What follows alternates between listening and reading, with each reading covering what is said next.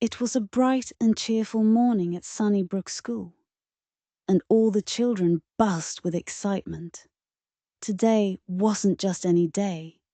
It was Language Adventure Day with their favorite teacher, Miss V. Miss V had curly golden hair that bounced when she walked, and glasses that sparkled when she smiled.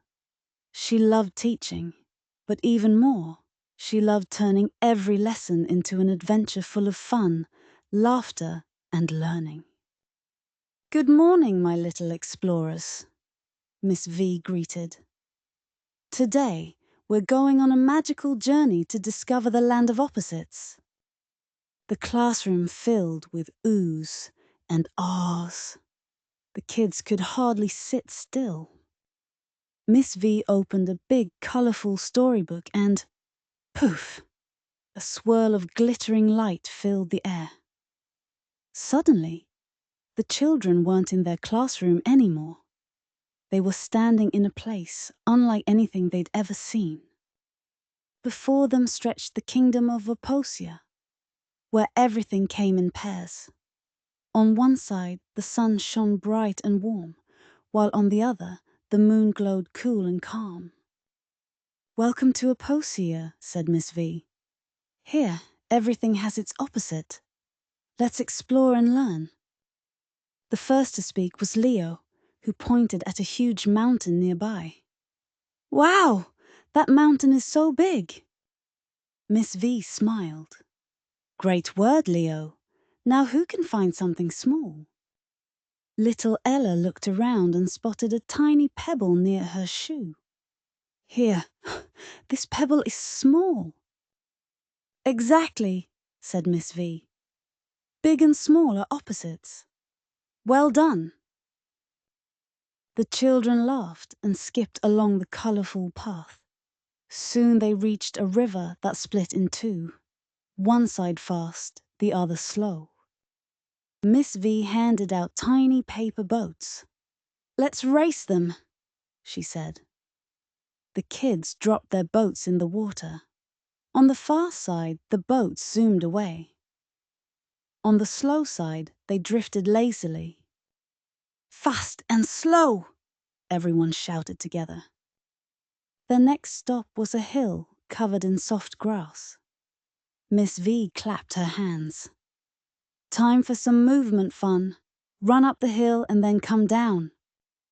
The children ran up, laughing and cheering, and then tumbled back down into giggles. "Up and down," Miss V beamed.